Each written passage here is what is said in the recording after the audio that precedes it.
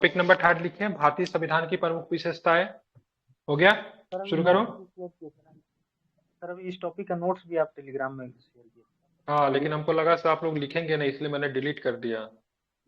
मुझे अपने विद्यार्थी पर पूरा भरोसा है। ठीक है, ठीक है, बाद में शेयर कर दूंगा लिखवाने के बाद। ठीक है, अब चलेंगे भारतीय संविधान की विशेषताएं आपको लिखना है, तो चलिए इसको यहाँ पे ऐसे करके चिन्ह डाल के लिखना शुरू कीजिए। ठीक है, शुरू किया जाए। के बाद यही है ना सर? Yes sir, yes. हाँ ठीक है, यही है, लिखे लिखे। भारतीय संविधान एक विस्तृत कानूनी दस्तावेज है। भारतीय संविधान एक विस्तृत कानूनी दस्तावेज है। लिखवाने के बाद ये नोट्स आप लोग को मिल जाएगा, लेकिन लिखना शुरू कीजिए। ठीक है, लिखा is direct proportional to selection. ठीक है, ध्यान में रखिएगा इसको, भूलिएगा मत इसको, इसलिए हाथ चलना बहुत जरूरी है। ठीक है, तो भारतीय संविधान एक विस्तृत कानूनी दस्तावेज है। यह भारत की सर्वोच्च विधि है। जहां पे जरूरी लगे स्क्रीन देखने का वहीं पे देखिएगा, बाकी डायरेक्ट लिखना शुरू कीजिए। ठीक है, टॉपिक का नाम है भारतीय संविधान की विशेषताएं। यहां से आपको हेडलाइंस देके आपको लिखना है, बुलेट पॉइंट्स का यूज कर लीजिए, वही बिंदी जिसको बोलते हैं बुलेट पॉइंट, वहां से यूज करके आराम से लिखिए। पहला वाला में यूज नहीं करना है, ठीक है, पहला वाला में सीधे डैश देके लिखना शुरू कीजिए, दूसरे वाले पॉइंट से बुलेट पॉइंट का यूज कीजिएगा। ठीक है, लिखिए भारतीय संविधान एक विस्तृत कानूनी दस्तावेज है। यह भारत की सर्वोच्च विधि है। हो गया। अन्य सभी विधियां भारतीय संविधान के अधीन होती है। अन्य सभी विधियां भारतीय संविधान के अधीन होती है। वर्तमान में भारतीय संविधान में 395 अनुच्छेद है। वो 400 वाला भी लिख सकते, कोई दिक्कत नहीं है, लेकिन यही लिखिए। 395 अनुच्छेद, 25 भाग और 12 अनुसूचियां हैं।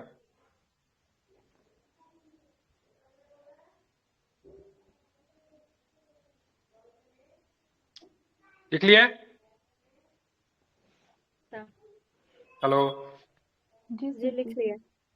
भारतीय संविधान में विभिन्न राजनीतिक दर्शन, भारतीय संविधान में विभिन्न राजनीतिक दर्शन, कौमा, नागरिकों के मूल अधिकार, सर भारतीय संविधान नागरिक भारतीय संविधान में विभिन्न राजनीतिक दर्शन, नागरिकों के मूल अधिकार, नागरिकों के मूल कर्तव्य। मूल कर्तव्य के ब्रैकेट में लिखिए 42वां संविधान संशोधन 1976 के द्वारा शामिल किया गया। ब्रैकेट में लिख दीजिएगा, मूल कर्तव्य के ब्रैकेट में लिख दीजिएगा 42वां संविधान संशोधन 1976 के द्वारा शामिल किया गया। ठीक है, फिर ब्रैकेट बंद कर देना है। ठीक है, एक बार और रिपीट कीजिए सर। मैंने बोला नागरिकों के मूल कर्तव्य के स्क्रीन पे भी देख लीजिए, ब्रैकेट में आपको लिख देना, नागरिकों का मूल कर्तव्य लिखा हुआ है ना, उसके ब्रैकेट में आपको लिख देना यहां से। ठीक है, 42वां संविधान संशोधन, ठीक है, 1976 के द्वारा, ठीक है, 1976 के द्वारा, ठीक है, सम्मिलित या फिर शामिल किया गया, फिर ब्रैकेट बंद। ठीक है, जी सर। समझ में आई बात? ब्रैकेट बंद करने के बाद उसके लिए के अलावा विधायिका, कार्यपालिका और न्यायपालिका के बीच शक्तियों का विभाजन इत्यादि अनेक प्रावधानों को शामिल किया गया है। स्क्रीन देख लीजिए, ज्यादा दिक्कत हो रहा है तो। सर छूट गया थोड़ा सा। स्क्रीन पे देखिए, ठीक है, मैं लिखवा दे रहा हूं फिर से। भारतीय संविधान में विभिन्न राजनीतिक दर्शन, नागरिकों के मूल अधिकार, नागरिकों के मूल कर्तव्य, ब्रैकेट वाला लिख लीजिएगा, के अलावा विधायिका, कार्यपालिका और न्यायपालिका के बीच शक्तियों का विभाजन इत्यादि अनेक प्रावधानों को शामिल किया गया है। लिखा हुआ स्क्रीन पे, जिनका छूटा देख के लिख सकते हैं।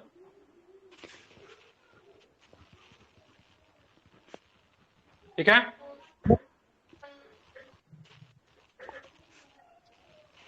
इसमें केंद्र राज्य और इसमें केंद्र सरकार और राज्य सरकार के मध्य विषयों का भी विभाजन किया गया है। विषय को हटा के हमें शक्ति लिख दीजिए, ठीक है। इसमें केंद्र सरकार और राज्य सरकार के मध्य शक्तियों का विभाजन किया गया है।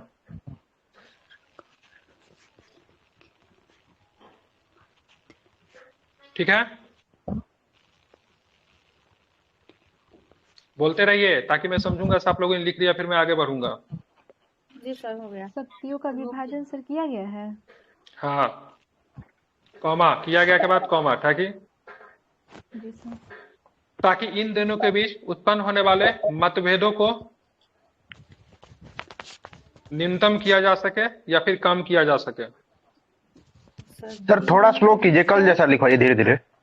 बहुत आज आप तो स्क्रीन भी दे दीजिए, छुटता है तो इसमें से लिखिए ना। सर, ठीक है, स्क्रीन को हटा दीजिए, आप ही बताइए। इसमें केंद्र सरकार और राज्य सरकार के मध्य शक्तियों का विभाजन किया गया है ताकि इन दोनों के बीच उत्पन्न होने वाले मतभेदों को न्यूनतम किया जा सके।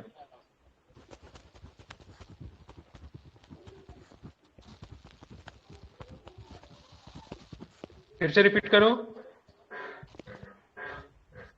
इसमें केंद्र सरकार और राज्य सरकार के मध्य शक्तियों का विभाजन किया गया है ताकि इन दोनों के बीच उत्पन्न होने वाले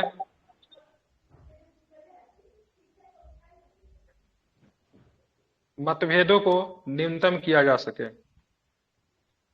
भारतीय संविधान एक ऐसा गुणवत्ता परक दस्तावेज है जो अपने आप में विभिन्न विशेषताएं समेटे हुए हैं। जी सर। उसके बाद एक टॉपिक लिखे भारतीय संविधान की। ये लाइन छूट गया सर, पिछला वाला लाइन छूट गया सर। जी सर, बोलिए। क्या छूट गया? भारतीय संविधान एक ऐसा हाँ यही बोला, गुणवत्ता भारतीय संविधान एक जो अपने आप में विभिन्न विशेषताएं समेटे हुए हैं।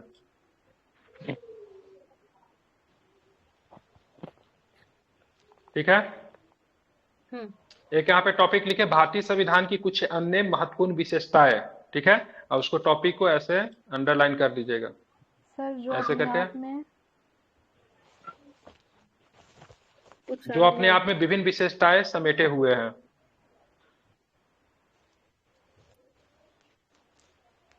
लिखिए भारतीय संविधान की कुछ अन्य प्रमुख विशेषताएं। ठीक है, और उसको अंडरलाइन कर दीजिएगा, ऐसे घेर दीजिएगा। ठीक है, या फिर डबल लाइन भी कर सकते हैं। ठीक है, आप क्या कीजिए, नंबर देके लीजिए, एक नंबर देके ऐसे करके लिखिए। भारतीय संविधान। सर क्या टॉपिक अरे देना था? टॉपिक देना था भारतीय संविधान की कुछ अन्य महत्वपूर्ण विशेषताएं, टॉपिक को उसको घेर देना था। और ऐसा नहीं कि एकदम सटा हुआ रहना चाहिए, कॉपी के बीच में डिफरेंसेस होना चाहिए। यहाँ पे टॉपिक खत्म हो रहा है, थोड़ा सा दूर हटा के। बहुत कॉपी मिलता है मेंस के लिए लिखने के लिए, थोड़ा सुंदर दिखना चाहिए। दाल भात भुजिया सब एक में नहीं मिलाना है। ठीक है, थोड़ा सा डिफरेंस क्रिएट कीजिए। ठीक है, क्या लिखा आपने? भारतीय संविधान की कुछ अन्य महत्वपूर्ण विशेषताएं। ठीक है, पहला टॉपिक लिखिए भारतीय संविधान। भारतीय संविधान ऐसा जैसा लिखा हुआ है सेम टू सेम भारतीय संविधान, इसमें एक लाइन छूटा हुआ है। भारतीय संविधान एक विस्तृत, ठीक है, एवं, ठीक है, लिखित संविधान। इसमें क्या जोड़ना है? एक विस्तृत एवं लिखित संविधान जोड़ देना है इस टॉपिक के साथ। जी सर। चलिए अब देखिए, ये 8 नंबर में अगर लिखेंगे ना तो सीधे पॉइंट बना के 4-5 को टॉपिक लेके हम लोग निकल जाएंगे, क्योंकि ऊपर में हमने भूमिका बहुत अच्छा बांध दिया है। ठीक है, लेकिन यही प्रश्न अगर 12 नंबर में आएगा तो सारे टॉपिक को थोड़ा एक्सप्लेन भी करेंगे। तो क्या करूं, टॉपिक भी लिखवा दूं या फिर 8 नंबर के पॉइंट ऑफ व्यू से देखते हुए केवल मतलब टॉपिक को लिखते हुए निकल जाए? क्या करना बताइए? नहीं सर, लिखवा दूं सब में से थोड़ा थोड़ा? नंबर का भी क्वेश्चन आ सकता है ना ये। हाँ, तो भारतीय संविधान की विशेषता में दोनों में आ सकता है, लेकिन 8 नंबर में रहेगा तो केवल ये सब लिख लिख के, ठीक है, यहाँ पे ये सब लिख लिख के, ठीक है, ध्यान में रखना है। ठीक है, तो मैंने यहाँ पे अलग अलग दिया हुआ है, इसमें लिखित संविधान अलग कर दिया है और दूसरा में विस्तृत संविधान अलग कर दिया, विशाल संविधान। ठीक है, हमने दोनों में एक ही लिख दिया है, तो आप उसको भी कर सकते हैं, दोनों में मिला के लिख सकते हैं या फिर अलग अलग भी लिख सकते हैं। लिख लीजिए, यहाँ पे टॉपिक लिखा हुआ थोड़ा सा लिख लीजिए। भारतीय संविधान एक लिखित संविधान है भारतीय संविधान एक लिखित संविधान है। इसका अर्थ है कि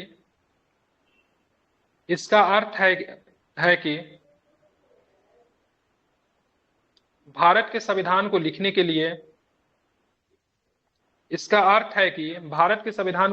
लिए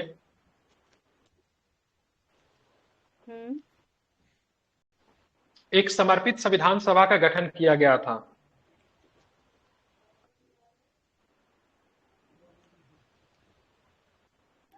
लिखने के लिए सर एक समर्पित संविधान सभा का गठन किया गया था। जी सर। ठीक है, जिसका कार्य मुख्य रूप से आपसी विचार विमर्श के माध्यम से भारत का संविधान का निर्माण करना था। ठीक है, लिखना नहीं था, इसमें लिखे भारत के संविधान का निर्माण करना था।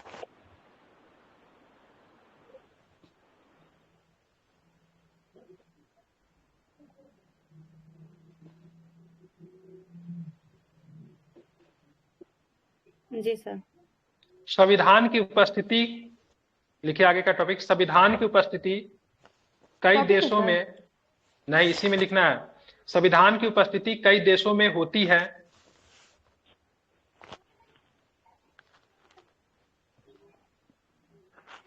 जी, लेकिन उस संविधान को लिखित संविधान नहीं कहा जा सकता। संविधान की उपस्थिति कई देशों में होती है लेकिन उस संविधान को लिखित संविधान नहीं कहा जा सकता।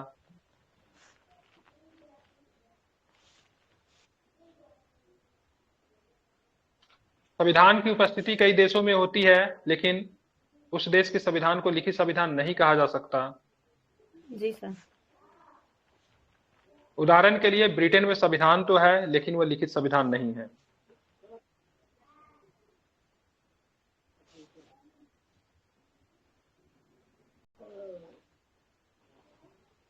सर छूट गए सर।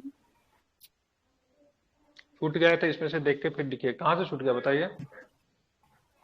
माध्यम से भारत का यहाँ से छूट के आपसी विचार विमर्श। भारतीय संविधान एक लिखित संविधान है। इसका अर्थ यह है कि भारत के संविधान को लिखने के लिए एक समर्पित संविधान सभा का गठन किया गया था, जिसका कार्य मुख्य रूप से आपसी विचार विमर्श के माध्यम से भारत का संविधान का निर्माण करना था।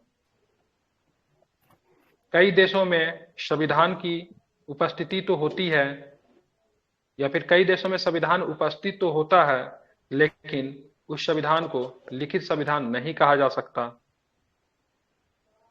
उदाहरण के लिए ब्रिटेन में संविधान तो है लेकिन लिखित संविधान नहीं है।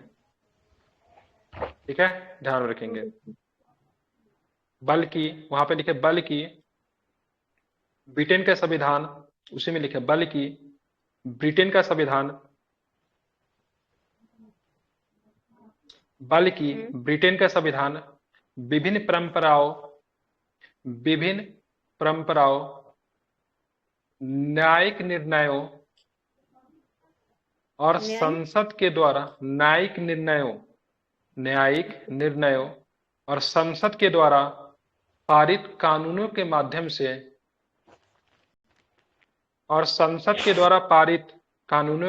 से वहां का संविधान निर्मित हुआ है। ठीक है, यही तक लिख के छोड़ दीजिए। क्या लिखेंगे? बल्कि विभिन्न परंपराओं, न्यायिक निर्णयों और संसद द्वारा पारित कानूनों के माध्यम से वहां का संविधान निर्मित हुआ है। ठीक है, जी सर। दूसरा टॉपिक में बुलेट पॉइंट यूज करके लिखिए। भारतीय संविधान एक विस्तृत संविधान। संसद के द्वारा सर।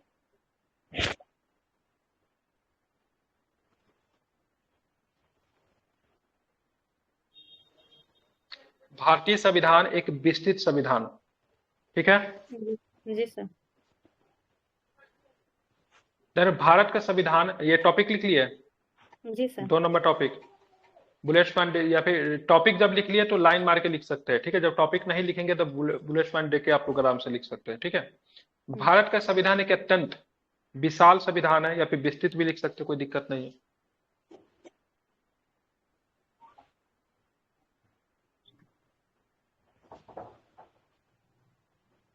जी। भारत का संविधान एक अत्यंत विस्तृत संविधान है, क्योंकि क्योंकि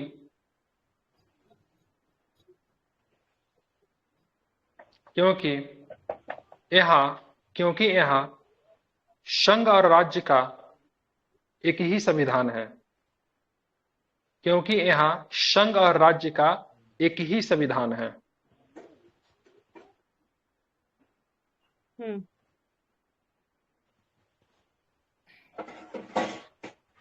ठीक है, लिख लिया। जी भारत सर। का संविधान एक अत्यंत विस्तृत संविधान है, क्योंकि यहाँ संघ और राज्य का एक ही संविधान है। दूसरा कारण यह भी है कि दूसरा कारण यह है कि दूसरा कारण यह है कि भारतीय संविधान में विभिन्न प्रावधानों को काफी सहज तरीके से विस्तृत रूप में लिखा गया है। भारतीय संविधान में दूसरा कारण यह है कि भारतीय संविधान में विभिन्न प्रावधानों को काफी सहज तरीके से विस्तृत रूप में लिखा गया है। इसमें कुछ पॉइंट छूटा हुआ उसको मैं जोड़ दे रहा हूं, जहां पे जो हटाना की आवश्यकता है उसको मैं हटा भी दे रहा हूं। ठीक है, इसलिए सभी लोग लिखे, केवल नोट्स के ऊपर डिपेंडेंट ना रहे। ठीक है, दूसरा कारण यह है कि भारतीय संविधान में विभिन्न प्रावधानों को काफी सहज तरीके से विस्तृत रूप में लिखा गया है।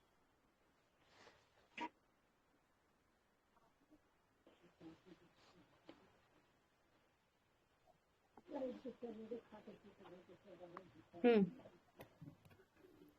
हो गया? जी सर। कॉमा देख के लिखे, इसमें कॉमा दिया हुआ है ताकि संविधान का पालन करने के दौरान शासन प्रशासन को अधिक कठिनाइयों का सामना ना करना पड़े।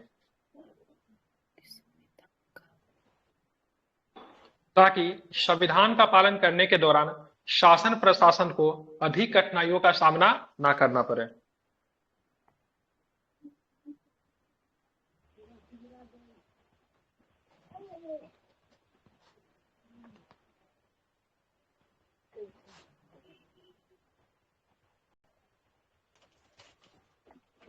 हो गया? जी सर। इन्हीं कारणों से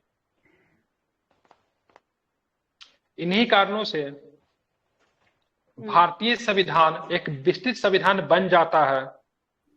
सर थोड़ा सा नेटवर्क इशू हो गया था सर, ये ताकि से छूट गया, ताकि संविधान का वो तो देख रही हूँ। ताकि संविधान का पालन करने के दौरान शासन प्रशासन को अधिक कठिनाइयों का सामना ना करना पड़े। ताकि संविधान का पालन करने के दौरान शासन प्रशासन को अधिक कठिनाइयों का सामना ना करना पड़े।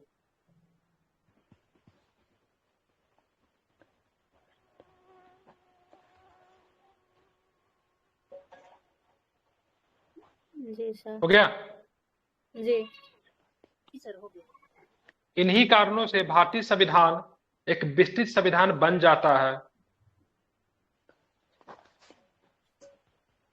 इन्हीं कारणों से भारतीय संविधान एक विस्तृत संविधान बन जाता है।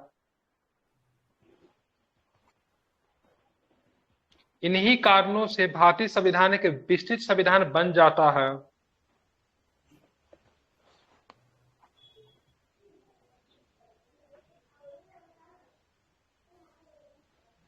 जिसके अंतर्गत वर्तमान में कुल 395 अनुच्छेद, 25 भाग और 12 अनुसूचियां विद्यमान है।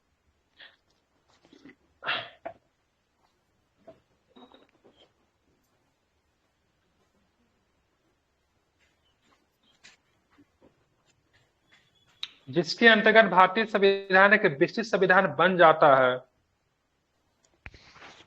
इनमें वर्तमान में कुल 395 अनुच्छेद, 25 भाग और 12 अनुसूचियां विद्यमान हैं। जी सर। संख्यात्मक दृष्टि से भारतीय संविधान में अनुच्छेदों की संख्या बेशक 395 नजर आती है। संख्यात्मक सर। संख्यात्मक दृष्टि से भारतीय संविधान में अनुच्छेदों की संख्या बेशक 395 नजर आती है। सभी लोगों के साथ दिक्कत हो रही है आवाज की? नहीं सर, नहीं यहाँ पे सर। तो नेटवर्क इशू होगा। आपके तब नेटवर्क इशू होगा, कट कराइए, ठीक है। संख्यात्मक दृष्टि से भारतीय संविधान में अनुच्छेदों की संख्या बेशक 395 नजर आती है, कॉमा दे दीजिए, लेकिन वास्तव में भारतीय संविधान में लगभग 450 के आसपास अनुच्छेद मौजूद है।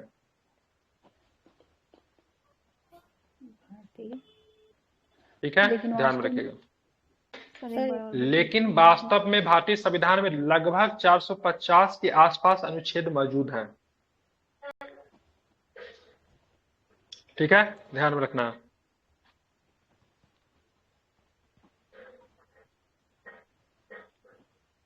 समझ गया? जी सर। इसीलिए कुछ विद्वानों ने इसे दुनिया का सबसे विस्तृत संविधान भी कहा है। लिखना है लिख लीजिए, नहीं लिखेंगे भी कोई दिक्कत नहीं है। ठीक है, इसलिए कुछ विद्वानों ने इसे दुनिया का सबसे विस्तृत संविधान भी कहा है। ठीक है, या फिर कहते हैं। सर ठीक लास्ट है, वाला क्या तीसरा बोल रहे टॉपिक हैं? लिख।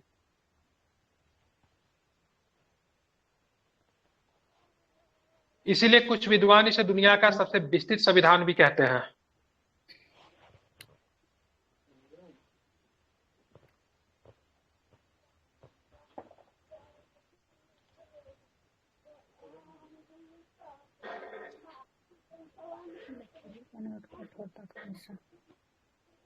तीसरा नंबर टॉपिक लिखिए, भारतीय संविधान लचीलेपन और कठोरता का मिश्रण। लिख लीजिए सर। लिख लिए? जी। भारतीय संविधान लचीलेपन और कठोरता का मिश्रण। ठीक है, ये टॉपिक लिख देने के बाद आराम से ऐसे करके पॉइंट मार के नीचे से ऐसे करके, जब भी इसका अगर आप लाइन दे रहे हैं तो इसका मतलब एक्सप्लेन करने वाले ऊपर के टॉपिक को, समझे? अगर आप हेडिंग नहीं दे रहे हैं, डायरेक्ट अगर लिख रहे हैं तो उसकी जगह बुलेट पॉइंट को यूज कीजिए, मतलब विदाउट हेडिंग के आप लिख रहे हैं। ठीक है, जब हेडिंग दे दिया आपने तो आप इसको टॉपिक को एक्सप्लेन करें, तीर मार के आप आराम से लिख सकते हैं। ठीक है ना? जब छोटा रूप में एक्सप्लेन करना है तो ऐसे मार के भी डायरेक्ट लिख सकते हैं। चलिए आगे लिखिए। चीज नीचे दे कि इसी टॉपिक में दे? इसी में देख सकते हैं, लेकिन यहाँ पर भी ऐसा लिख दिया अगर टॉपिक हो तो टॉपिक को अंडरलाइन कर दीजिए, ऐसे घेर दीजिए इसको टॉपिक है। ठीक है, आराम से यहाँ से तीर मार के नीचे से इस साइड से आराम से ऐसे करके यहाँ से लिखना शुरू कर दीजिए, या फिर जैसे अच्छा लगे कॉपी, आपको खुद पता होना चाहिए मेरा कॉपी कैसे अच्छा लगेगा। ठीक है, चलिए। भारतीय संविधान के लचीले होने का अर्थ यह है कि भारतीय संविधान के लचीले होने का अर्थ यह है कि भारतीय संविधान के कुछ प्रावधान ऐसे हैं जिसे भारतीय संसद साधारण बहुमत के माध्यम से संशोधित कर सकती है।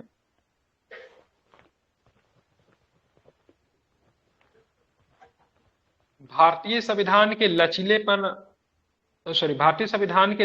होने का अर्थ यह है कि भारतीय संविधान की कुछ प्रावधान ऐसे हैं जिन्हें भारतीय संसद साधारण बहुमत के माध्यम से संशोधित कर सकती है।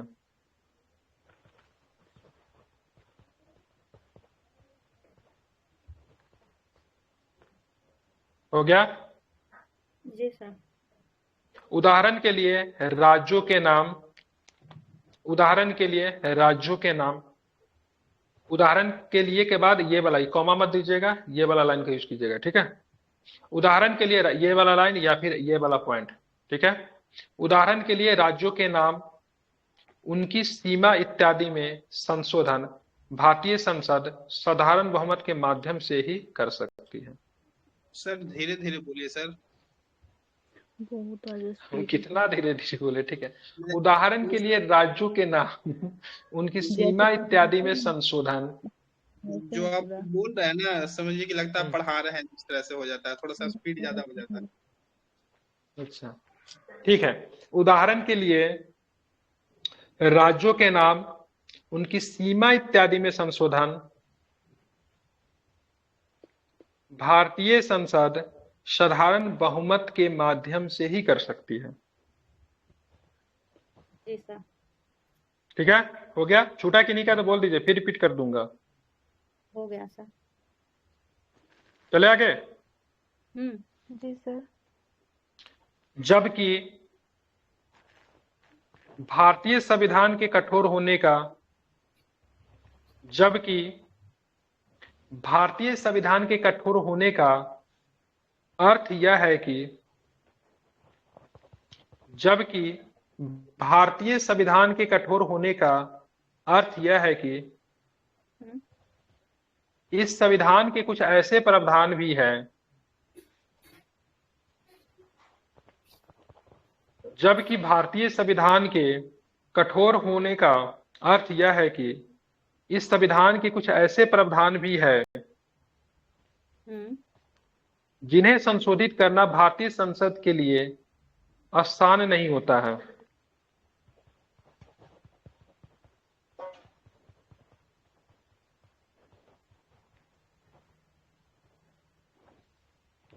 जिन्हें संशोधित करना भारतीय संसद के लिए आसान नहीं होता है। जी ठीक है, लिख लिया यहां तक, आगे बढ़ो। जी सर। जी सर। इन प्रावधानों के लिए इन प्रावधानों के लिए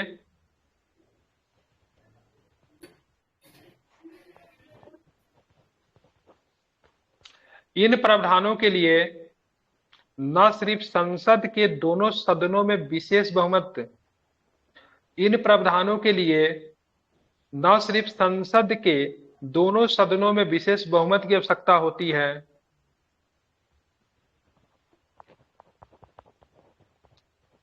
बल्कि देश के आधे राज्यों के विधानमंडल के समर्थन की भी आवश्यकता होती है।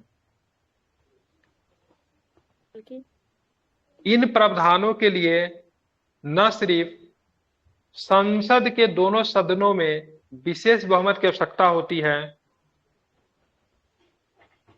बल्कि देश के आधे राज्यों के विधानमंडल के समर्थन की भी आवश्यकता होती है।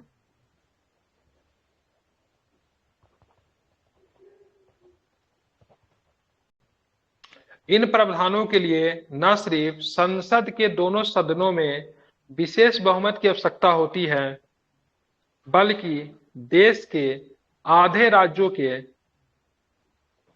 विधानमंडल के समर्थन की भी आवश्यकता होती है। छूटा क्या कि नहीं का? हो गया? हो गया। आगे चले। देश की संघीय व्यवस्था से संबंधित तमाम प्रावधान इसी प्रक्रिया के माध्यम से संशोधित किए जा सकते हैं। देश के संघीय व्यवस्था से संबंधित तमाम प्रावधान इसी प्रक्रिया के माध्यम से संशोधित किए जा सकते हैं।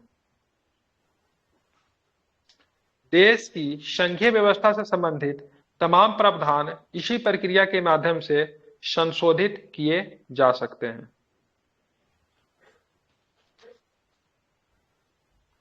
इस प्रकार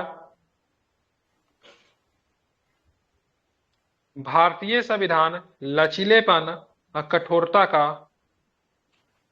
अद्भुत मिश्रण है, या फिर सुंदर मिश्रण है, कुछ भी लिख सकते हैं, या फिर अद्वितीय मिश्रण है, कुछ भी कर सकते हैं, जो अच्छा लगता है डाल दीजिए। लचीलेपन और कठोरता का सुंदर मिश्रण है, फिर अद्वितीय मिश्रण है। देश की संघीय व्यवस्था से संबंधित तमाम प्रावधान इसी प्रक्रिया के माध्यम से संशोधित किए जा सकते हैं। इस प्रकार भारतीय संविधान लचीलेपन और कठोरता का सुंदर मिश्रण है। इस प्रक्रिया के तहत अगर आप मेंस का तैयारी नहीं कर पाए ना तो कोई नहीं करा पाएगा आप लोग का, तब आप लोग का इच्छा ही नहीं करता है मेंस का तैयारी करना, क्योंकि आप लोग को नोट्स बड़ा दे देंगे, हम जानते कोई नोट्स नहीं पढ़ता है। 100% सच्चाई इसी में है। ठीक है, जब एक एक सूगा मैना, गांव देहात में कहावत है, सूगा मैना की तरह लिखवाना, वह लिखवा रहा हूँ। फिर भी उपस्थिति उसी भगवाने भरोसे वाला। पहला दिन तो सभी आए थे और दूसरा दिन सभी निकल गए। नहीं ठीक है सर, बस थोड़ा स्लो लिखवाइए बस। हम स्लो ही लिखवा रहे हैं, 3-3 4-4 हाँ, बार रिपीट कर ठीक रहे हैं। है। ठीक है, हम हाँ, 6-7 के बच्चों को भी लिखवाते हैं। ठीक है, हम 6-7 के बच्चों को भी पढ़ाए, वो लोग भी लिख लेता है सुन के। फिर भी आप लोग को लिखने में दिक्कत हो रही है, मतलब प्रैक्टिस तो बहुत हम दिनों लोग भी से छूटा सीखते हुआ 7th का ना है सर, हम लोग भी सीखते 7th का है। ठीक है। हो गया? जी सर हो गया। चौथा नंबर पॉइंट लिखिए। अगर 8 नंबर में क्वेश्चन आए तो केवल टॉपिक लिख के छोड़ देना है। ऊपर में है भारतीय संविधान की कुछ अन्य प्रमुख विशेषताएं, और सीधे टॉपिक लिख लिख के 7-8 को टॉपिक लिख के निकल जाना है, ठीक है ना। लेकिन जी ऊपर सर। वाला भूमिका जो लिख रहा है उसको डालने के बाद 12 में आए तो सारा टॉपिक को एक्सप्लेन भी करना है, ठीक है। ये वाला टॉपिक लिखिए, भारतीय संविधान संघात्मक और एकात्मकता का मिश्रण है।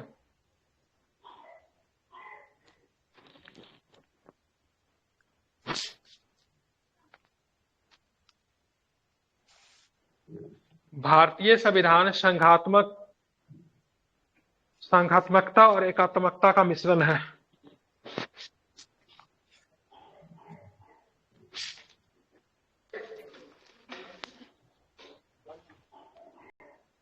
जी सर।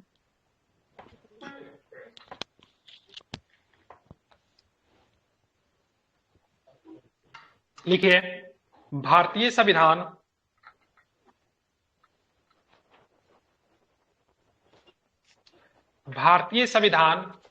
संघात्मक व्यवस्था और एकात्मक व्यवस्था दोनों का अद्वितीय मिश्रण है। अद्वितीय मतलब ऐसा कहीं नहीं देखने को मिलता, उसको अद्वितीय बोलेंगे। भारतीय संविधान संघात्मक व्यवस्था और एकात्मक व्यवस्था दोनों का एक अद्वितीय मिश्रण है। जी सर। हो गया? जी सर। भारतीय संविधान को संघात्मक संविधान इस आधार पर कहा जाता है। भारतीय संविधान को संघात्मक संविधान इस आधार पर कहा जाता है। भारतीय संविधान को संघात्मक संविधान इस आधार पर कहा जाता है कि यह एक लिखित संविधान है।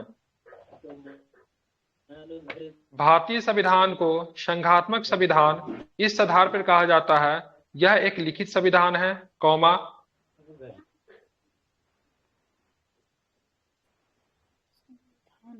इसमें सर्वोच्च एवं स्वतंत्र न्यायपालिका का प्रावधान किया गया है। मतलब बहुत सारे आधार होते हैं संघात्मक का, हम ऑलरेडी पढ़ा चुके हैं, ठीक है। माइक बंद कर लीजिए, आवाज जहां से आ रही है।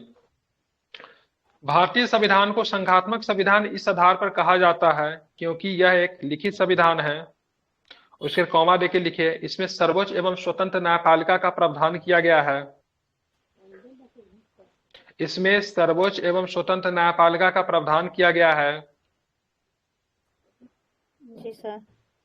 तथा केंद्र एवं राज्यों के मध्य शक्तियों का स्पष्ट विभाजन किया गया है।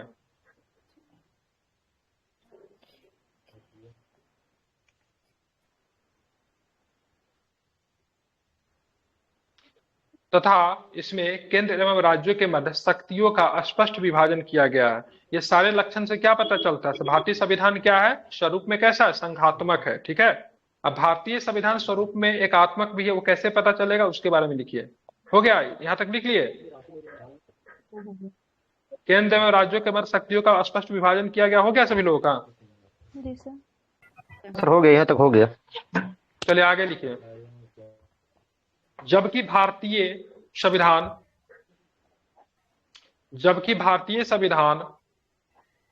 एकात्मक व्यवस्थाओं को भी समेटे हुए है।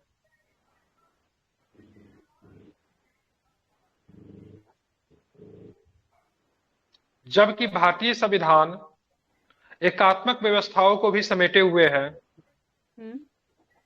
उदाहरण के लिए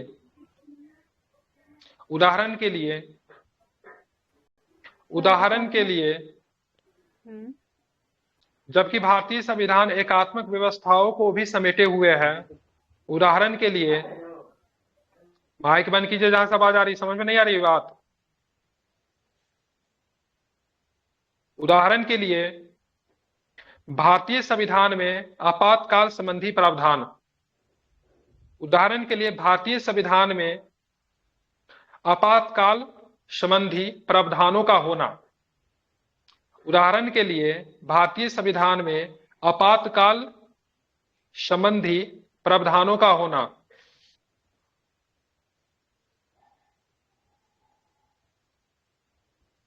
जी सर। ठीक है, हो गया। कॉमा, केंद्र सरकार के द्वारा या फिर संघ सरकार के द्वारा, संघ सरकार लिखिए ज्यादा अच्छा लगता है। ठीक है, संघ सरकार के द्वारा, संघ सरकार के द्वारा राज्यों में राज्यपालों की नियुक्तियां, संघ सरकार के द्वारा राज्यों में राज्यपालों की नियुक्तियां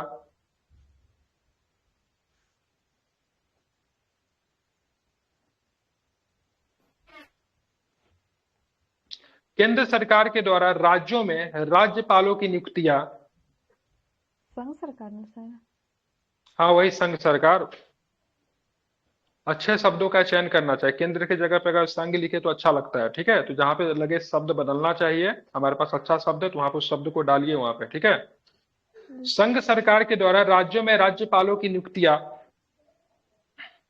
कौमा वित्तीय प्रणाली पे, कौमा देके लिखे वित्तीय प्रणाली पे केंद्र सरकार के प्रभावी नियंत्रण इत्यादि,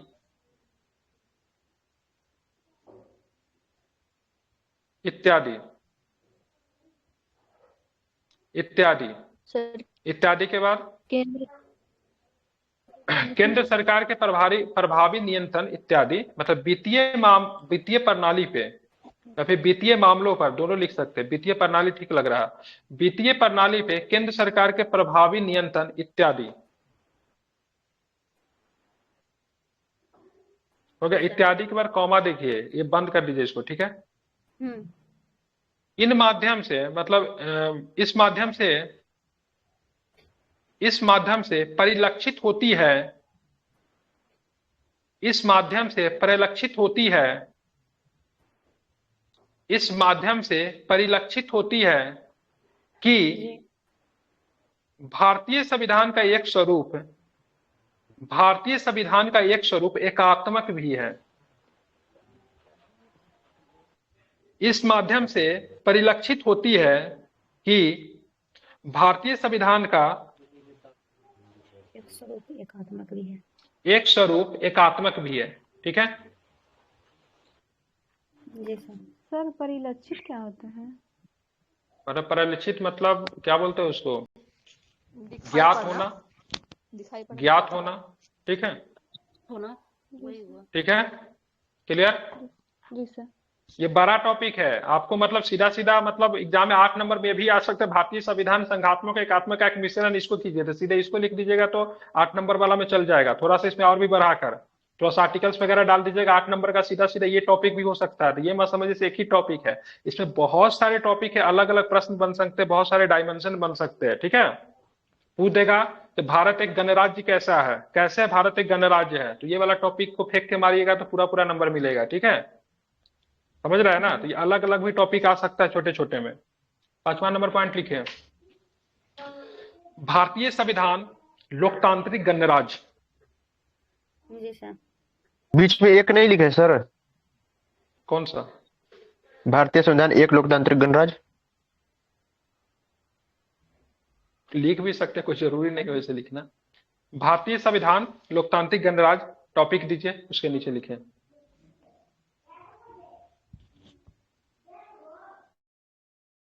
भारत के संविधान की प्रस्तावना में, आप लोग ने ये वाला निकाल लीजिएगा, ये वाला जो है ना ये निकाल लीजिएगा सभी आदमी। ठीक है, इसमें टिक मार मार के रखिएगा, ये टॉपिक हो गया, ये टॉपिक हो गया। ठीक है, ये टॉपिक हो गया।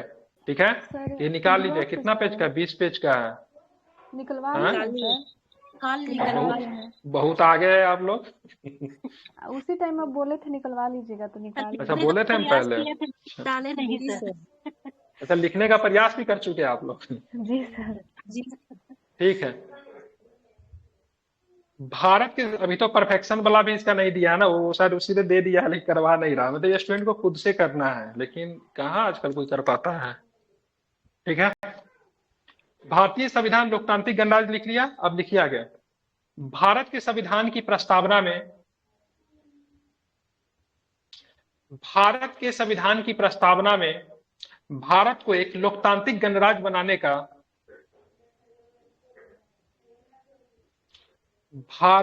भारत के संविधान की प्रस्तावना में भारत को एक लोकतांत्रिक गणराज्य बनाने का लक्ष्य घोषित किया गया है?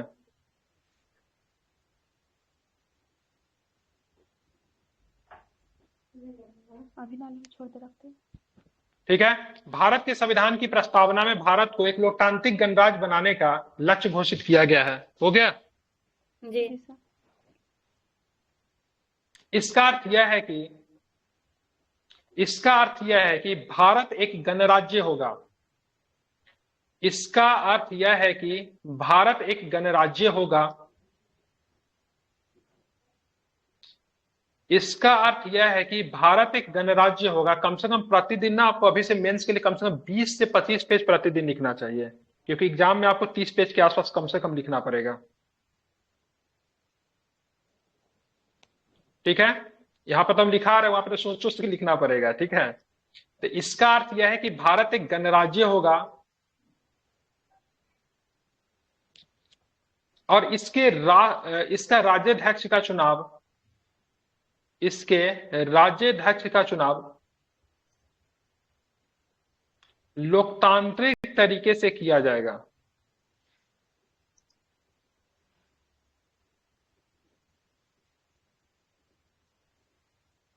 इसके राज्याध्यक्ष का चुनाव लोकतांत्रिक तरीके से किया जाएगा। ठीक है, जी सर। गणराज्य होने का अर्थ यह है कि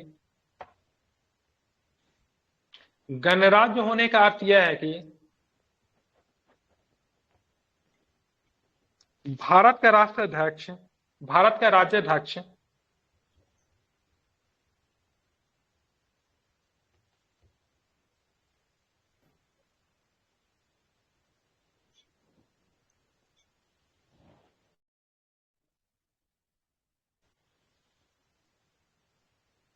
गणराज्य होने का अर्थ यह है कि भारत का राज्याध्यक्ष वंशागुणत नहीं होगा। ठीक है, ध्यान रखें क्या होगा? वंशागुणत नहीं होगा, वंशागुणत। ठीक है, कुछ अपने से लिखा रहा हूं, ठीक है, वंशानुगत। ठीक है, गणराज्य होने का अर्थ यह है कि भारत का राज्याध्यक्ष वंशानुगत नहीं होगा। ठीक है, ध्यान में रखिए।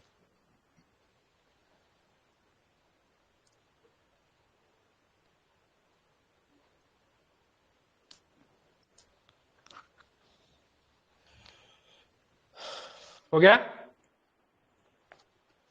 हो गया। ठीक है, ये हो गया टॉपिक। ठीक है, आगे लिखिए। भारतीय संविधान एकल नागरिकता।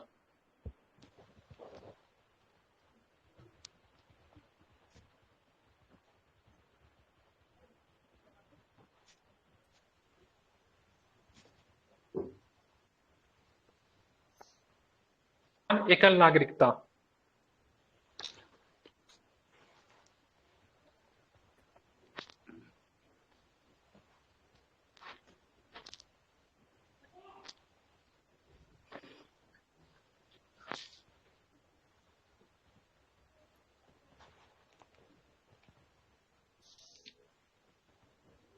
जी सर। हो गया, लिख लिए? भारतीय संविधान भारत के नागरिकों के लिए एकल नागरिकता निर्धारित करता है।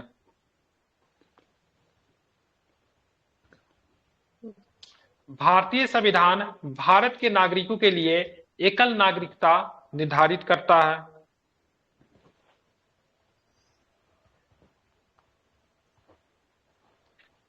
भारतीय संविधान भारत के नागरिकों के लिए एकल नागरिकता निर्धारित करता है।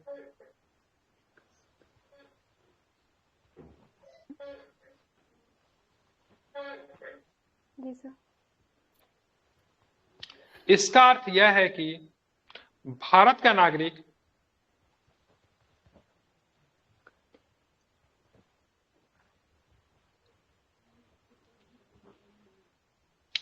इसका अर्थ यह है कि भारत का नागरिक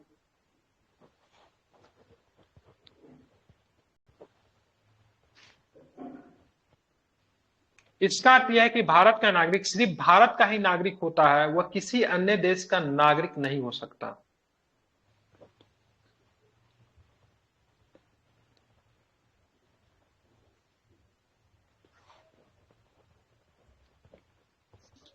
ठीक है,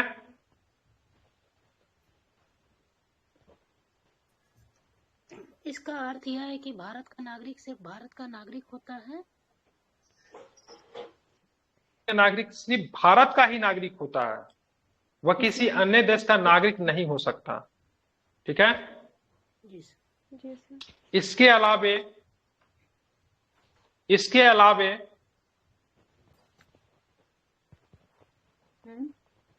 भारतीय संविधान के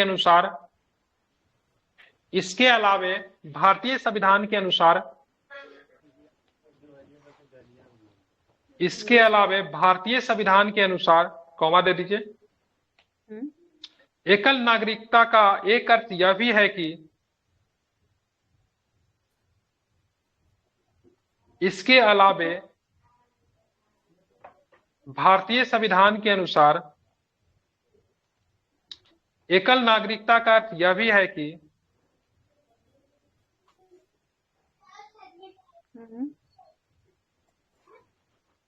एकल नागरिकता का अर्थ यह भी है कि भारत का नागरिक सिर्फ संघ का ही नागरिक होगा। भारत का नागरिक सिर्फ संघ का ही नागरिक होगा, वह किसी प्रांत का नागरिक नहीं होता है। समझ, दोनों संदर्भ देख ले, एकल नागरिकता और दोनों संदर्भ में बता दिया। ठीक है, इसके अलावे भारतीय संविधान के अनुसार एकल नागरिकता का अर्थ यह भी है कि भारत का नागरिक सिर्फ संघ का ही नागरिक होता है, वह किसी प्रांत का नागरिक नहीं होता, या फिर वह किसी राज्य का नागरिक नहीं होता।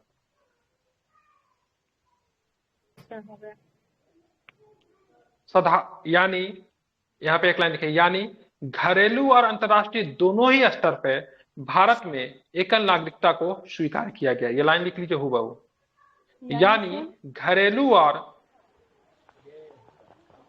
छूटा भी क्या पीछे किसी का, यानी घरेलू और अंतर्राष्ट्रीय दोनों ही स्तर पर भारत में एकल नागरिकता को स्वीकार किया गया है। बीच में कुछ पॉइंट जो था नहीं लिखना था, उस सबको मैं हटा दे रहा हूं। ठीक है, समझ गए?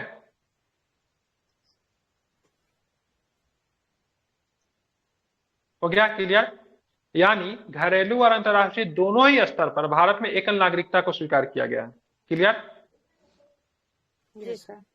पढ़े आगे? जी सर। जी सर।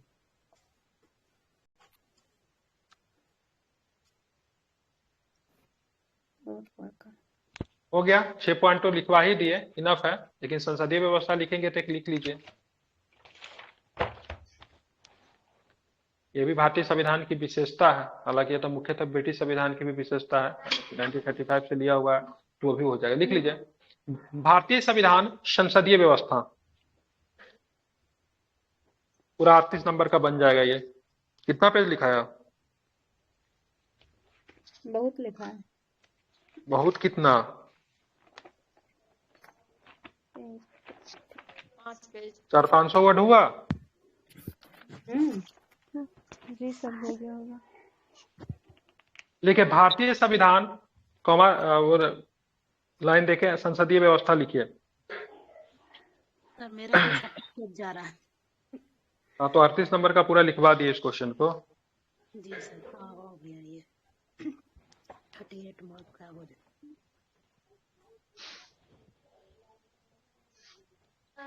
देखिए, भारतीय संविधान में शासन की संसदीय प्रणाली को स्वीकार किया गया है।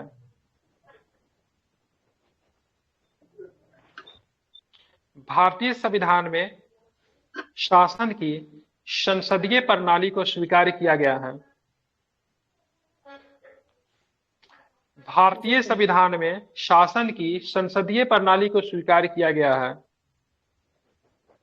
इसका अर्थ है कि इसका अर्थ है कि भारत में मंत्रिपरिषद विधानमंडल के प्रति उत्तरदायी होगी। यह उत्तरदायी गलती लिखा हुआ है, सुधार लीजिएगा। मेंस में थोड़ा बहुत गलती हो जाए चलता है, हर्षिका दीर्घिकार चलता है, लेकिन एस्से के कॉपी में गलती नहीं होना चाहिए। एस्से में शुद्ध शुद्ध लिखना है, मंडल के प्रति ठीक है। विधानमंडल के प्रति उत्तरदायी होगी, उत्तरदायी ऐसे लिखते हैं, उत्तरदायी होती है। जी सर। इसके अलावा सरकार तब तक ही अपना अस्तित्व बनाए रखती है जब तक उसके पास लोकसभा में बहुमत होती है। इसके अलावा सरकार तब तक ही अपना अस्तित्व बनाए रखती है जब तक सर यहाँ पे ये लिखा है सर, भारत में मंत्रिपरिषद विधानमंडल के प्रति उत्तरदायी होती है, तो भारत में विधानमंडल सर ये सही मंत्रिपरिषद, बिल्कुल विधानमंडल कहने का मतलब विधानसभा नहीं है, ठीक है, ध्यान में रखेंगे। विधानमंडल कहने का मतलब विधानमंडल कहने का लोकसभा विधानसभा दोनों आता है, ठीक है। अब क्या राज्य का मंत्रिपरिषद विधानसभा के प्रति उत्तरदायी नहीं होता है? होता है सर। तो तो विधानमंडल बोलेंगे, जब भी हम विधानमंडल शब्द बोल रहे हैं तो विधानमंडल में निम्न सदन हो गया, ठीक है, मतलब लोकसभा भी आ जाएगा, ठीक है, और राज्य में विधानसभा भी आ जाएगा। इसको बोलेंगे विधानमंडल, और केवल विधानसभा बोलेंगे तब स्टेट लेजिस्लेटिव असेंबली की बात हो रही है, ठीक है। तो बिल्कुल सही लिखा हुआ है, यहाँ पे लोकसभा नहीं लिखे क्योंकि राज्य को भी हमने इसमें समेट लिया, राज्य सरकार को भी और सेंट्रल गवर्नमेंट को भी, इसलिए विधानमंडल का शब्द का प्रयोग हुआ है, ठीक है। चलिए, तो कहाँ पे थे हम लोग? जब तक लोकसभा अपना बहुमत रखती है, जब तक लोकसभा में अपना बहुमत हाँ, ठीक है, इसके अलावा ठीक है। उसके अलावा वही है, जिस सन सरकार लोकसभा में बहुमत खो देती है उसी सन सरकार अपना अस्तित्व भी खो देती है। लिखना है ये? हाँ, लिख लीजिए। जिसके अलावा सर कहाँ पे थे? जिसके अलावा, जिस क्षण सरकार लोकसभा में बहुमत खो देती है उसी क्षण सरकार अपना अस्तित्व खो देती है। अगर छूट गया तो बीच में मैं फ्लो में बोल रहा था तो कोई आदमी लिखे तो रिपीट कर दीजिए, ठीक है, किन्हीं का छूट गया तो, ये फ्लो टूट जाने के बाद पीछे का मैं भूल जाता हूँ। किन्हीं का छूटा है तो कोई आदमी लिख ले तो रिपीट कर दीजिए। हो गया? छूटा नहीं ना किसी का? नहीं छुट्टी है सर। सर। कहाँ छूट गया? कहाँ से छूटा? यहाँ तक लिखा था अस्तित्व बनाए रखती है, इसके अलावा सरकार तब तक अपना अस्तित्व बनाए रखती है, उसके बाद जब तक वह लोकसभा इसकी- में अपना बहुमत रखती है।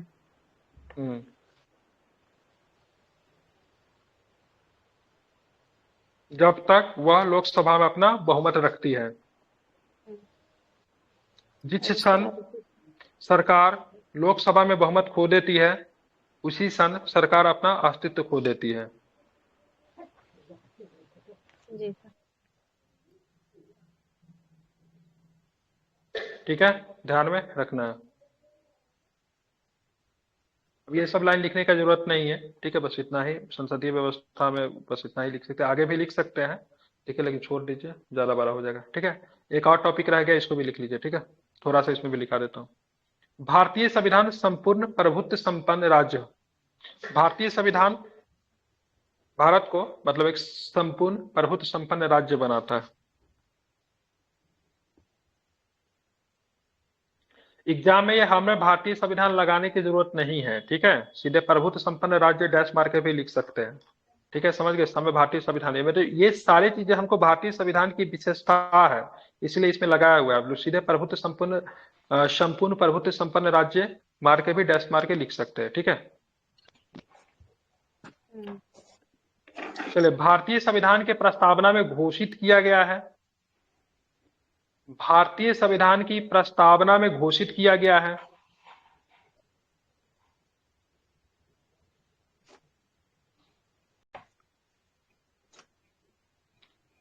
भारतीय संविधान की प्रस्तावना में घोषित किया गया है कि भारत एक संपूर्ण प्रभुत्व संपन्न राज्य होगा।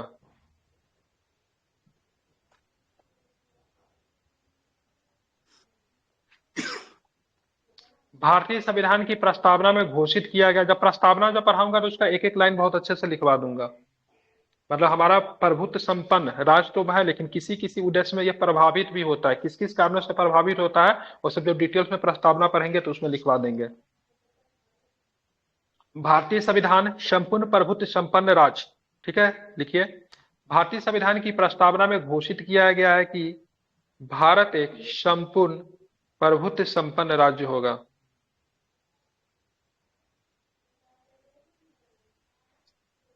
इसका अर्थ यह है कि भारत की सरकार किसी भी अंतर्राष्ट्रीय दबाव के अंतर्गत कार्य नहीं करेगी।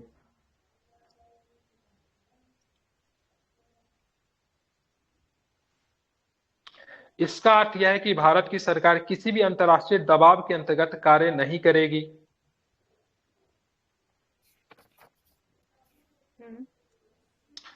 हो गया। भारत की सरकार भारत के हित से संबंधित निर्णय लेने के लिए पूर्ण रूप से स्वतंत्र होगी।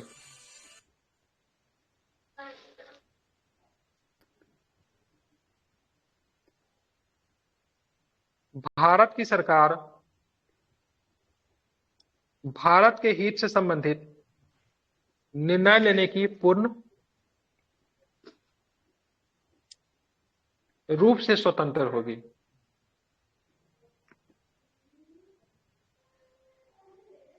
जी सर। हो गया। कोई भी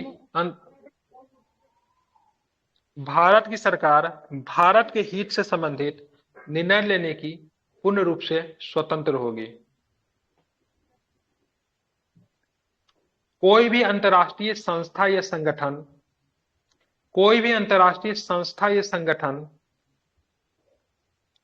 या अन्य देश की सरकार भारत पर किसी भी प्रकार का दबाव नहीं बना सकते।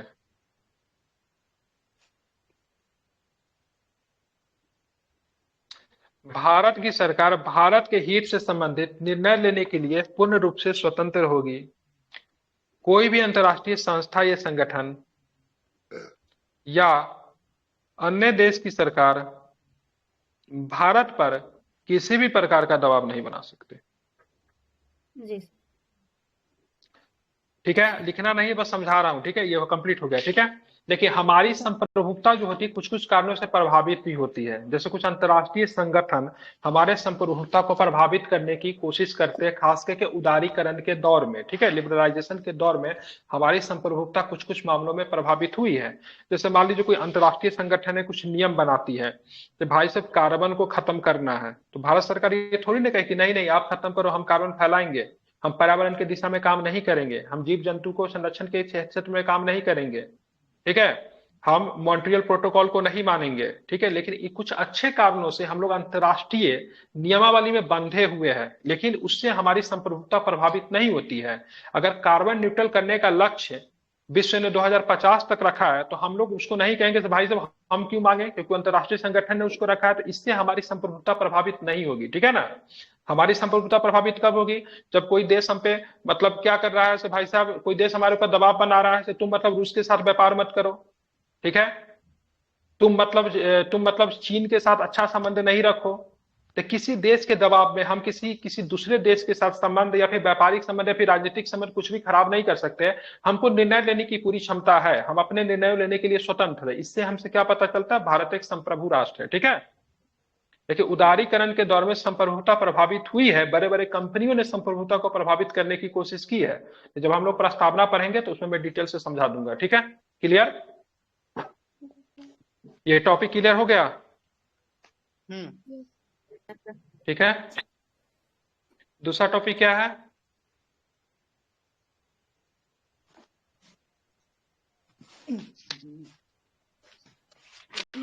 दूसरे देश के संविधान से तुलना करें।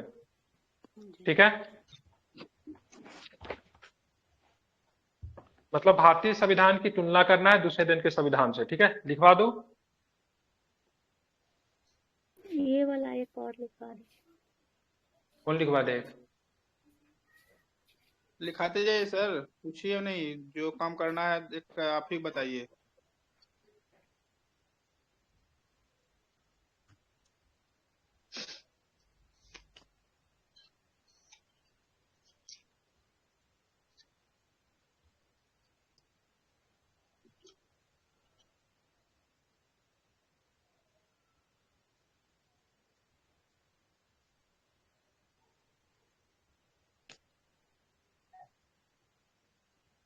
लिखिए, टॉपिक का नाम लिखिए।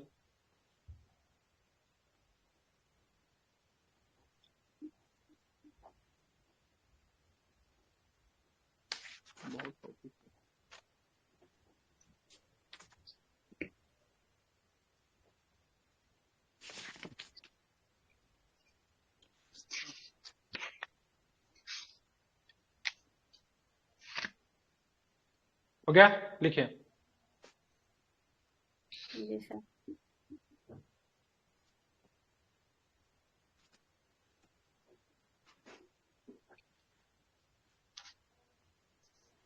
लिखिए, जो टॉपिक लिखा हुआ सेम टू सेम देख के लिख लीजिए, मैं बोल देता हूँ, इसमें कोई परिवर्तन नहीं करना। ऊपर में जो भूमिका जो लिखा हुआ है उसको लिखिए, नीचे कुछ परिवर्तन हम लोग कर सकते हैं, ठीक है। संविधान, टॉपिक है भारतीय संविधान की अन्य देशों के संविधान से तुलना, ठीक है। लिखना है, संविधान मूल सिद्धांतों या स्थापित नजीरों का एक समुच्चय होता है।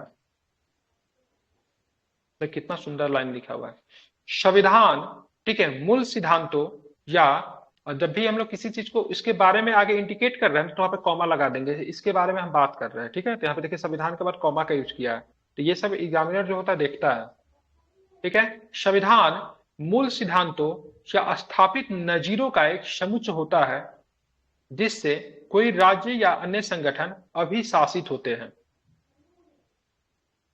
नजीरों क्या होता है सर? मतलब उर्दू शब्द है ये, ठीक है। मतलब संविधान मूल सिद्धांत, नजीर, नजीर मतलब नियम, ठीक है, समझ रहे हैं ना। संविधान मूल सिद्धांतों या स्थापित नजीरों का एक समुच्चय होता है। जब बचपन में जब एग्जाम हम लोग देते थे, इसको बोला गया था अपने शब्दों में लिखे, और जब मेंस वगैरह लिखेंगे तो जितना बड़ा बड़ा बॉम्बास्टिक शब्द वगैरह से लिखे, अच्छा अच्छा शब्द लिखेंगे तो उससे मतलब एग्जामिनर प्रभावित होता है। अच्छे शब्द का प्रयोग करना है, ठीक है। तो नजीरों के नियम लिख देंगे तो चलेगा? नहीं चलेगा, जो लिखवा रहे हैं चुपचाप लिखिए, ठीक है। नियम लिख देंगे, हम नजीर लिखवा रहे हैं तो आप नियम क्यों लिखेंगे। संविधान मूल सिद्धांतों या स्थापित नजीरों का एक समुच्चय होता है जिससे कोई राज्य या अन्य संगठन अभिशासित होते हैं। हो गया?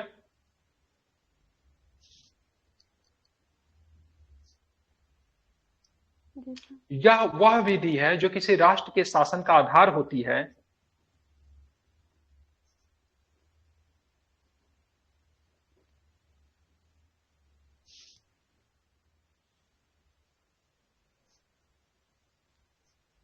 यह वह विधि है जो किसी राष्ट्र के शासन का आधार होती है एवं उसके चरित्र संगठन को निर्धारित करती है। जो किसी राष्ट्र के शासन का सर, जो किसी राष्ट्र के शासन का आधार होती है एवं उसके चरित्र संगठन को निर्धारित करती है।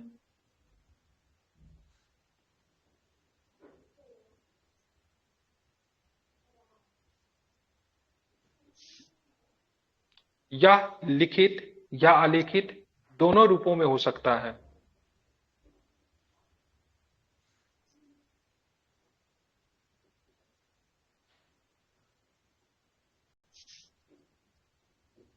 या लिखित या अलिखित दोनों रूपों में हो सकता है।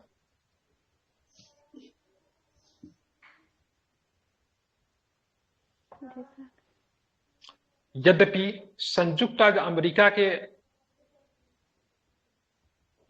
संयुक्त राज्य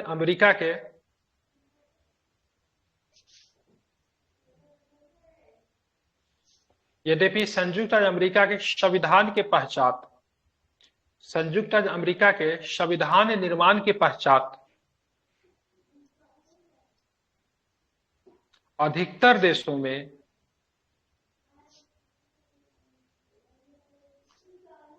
लिखित संविधान की प्रथा प्रचलित हो गई है। यद्यपि संयुक्त राज्य अमेरिका के संविधान निर्माण के पश्चात अधिकतर देशों में लिखित संविधान की प्रथा प्रचलित हो गई है। जी सर। देखिए, भारतीय संविधान की अन्य देशों के संविधान के साथ तुलनात्मक अध्ययन इस प्रकार से है। भारतीय संविधान की नहीं, नीचे पैराग्राफ चेंज करके हेडिंग बना के इसको अंडरलाइन कीजिए और बुलेट पॉइंट बना के लिखिए, क्योंकि टॉपिक नहीं है। ठीक है, भारतीय संविधान की अन्य देशों के संविधान के साथ तुलनात्मक अध्ययन। ठीक है, इसको बस अंडरलाइन कर दीजिए। ठीक है, उसका बुलेट पॉइंट बनाइए, उसको लिखना शुरू कीजिए।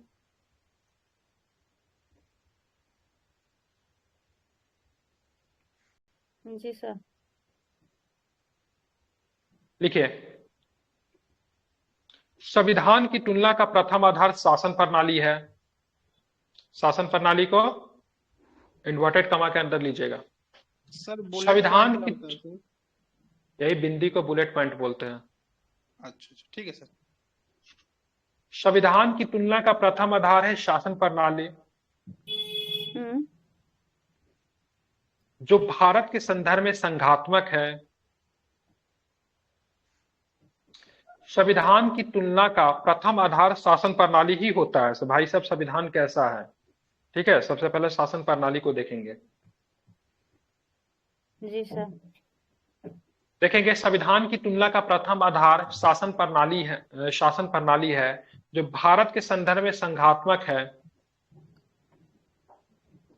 परंतु गंभीर परिस्थितियों में एकात्मक भी होती है।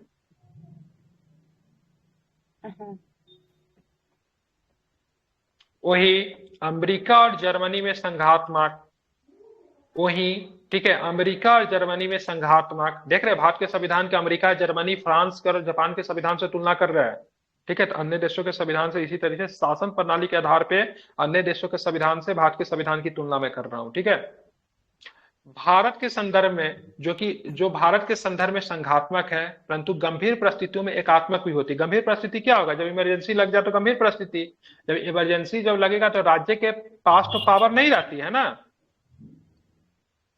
राष्ट्रपति शासन हो जाएगा, तो शक्ति संघ के पास। तो स्वरूप क्या होगा उसका? संघात्मक से सीधे एकात्मक, क्योंकि राज्य के साथ हम पावर को शेयर नहीं कर रहे हैं, तो स्वरूप बदल गए यहाँ पे। लेकिन अमेरिका वगैरह में कभी भी स्वरूप चेंज नहीं होगा, कुछ भी लगे, क्योंकि अमेरिका के संसद को भी पावर नहीं है इमरजेंसी का प्रावधान लागू करने का। वहां पे कौन करता है? मैंने बताया था, न्यायपालिका करती है, सुप्रीम कोर्ट करती है वहां पे इमरजेंसी की घोषणा। ठीक है, विशेष परिस्थिति में। वही अमेरिका और जर्मनी में संघात्मक, फ्रांस में एकात्मक एवं ब्रिटेन में संवैधानिक राजतंत्र एवं एकात्मक शासन प्रणाली विद्यमान है। अब देखिए, ब्रिटेन में एकात्मक शासन प्रणाली कैसे है? ब्रिटेन में कोई राज्य नहीं होता है। ब्रिटेन में राज्य का नाम सुना है? ब्रिटेन में 20 राज्य हो, 50 राज्य हो, ब्रिटेन में राज्य ही नहीं है। जब राज्य ही नहीं है तो पावर कहां से चलेगा? संघ से ही केवल चलेगा। राज्यों के साथ कोई पावर शेयर नहीं करेंगे, करेंगे क्या? तो शासन प्रणाली कैसी हो गई? वहां पे एकात्मक भी है, साथ में संवैधानिक राजतंत्र भी है।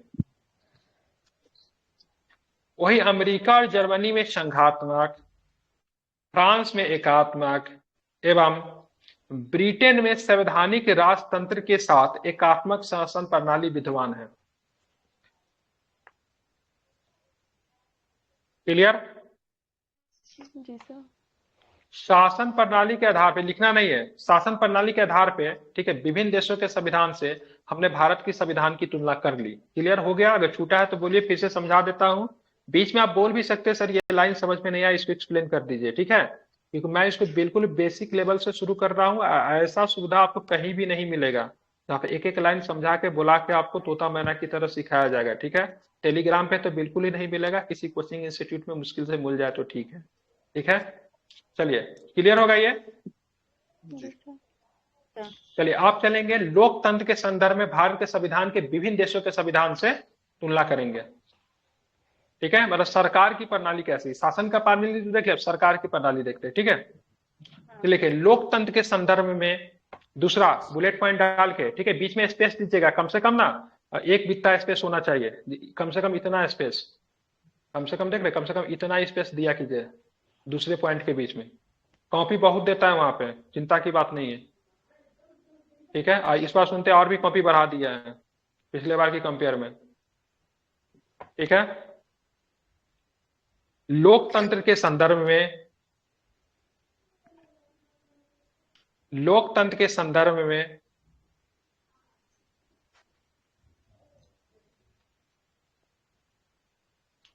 भारत, ब्रिटेन और जर्मनी में संसदीय शासन प्रणाली को अपनाया गया है। लोकतंत्र के संदर्भ में भारत, ब्रिटेन, जर्मनी में संसदीय शासन प्रणाली को अपनाया गया। अब देखिए, लोकतंत्र ब्रिटेन में भी है, भारत में भी है, अमेरिका में भी, फ्रांस में भी है, लेकिन क्या है वहां पे सरकार का कैसा प्रणाली है? लोकतंत्र भी सरकार का अध्यक्षीय प्रणाली है फ्रांस में, अमेरिका में, जबकि भारत में कैसा है? भारत में संसदीय शासन प्रणाली है कि नहीं है? तो दोनों जगह पे लोकतंत्र, लेकिन शासन का स्वरूप क्या हो गया? बदल गया नहीं। तो लोकतंत्र के संदर्भ में भारत, ब्रिटेन और जर्मनी में संसदीय शासन प्रणाली को अपनाया है, जबकि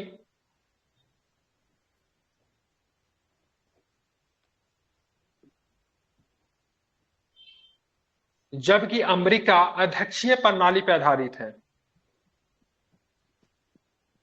जबकि अमेरिका अध्यक्षीय प्रणाली पे आधारित है।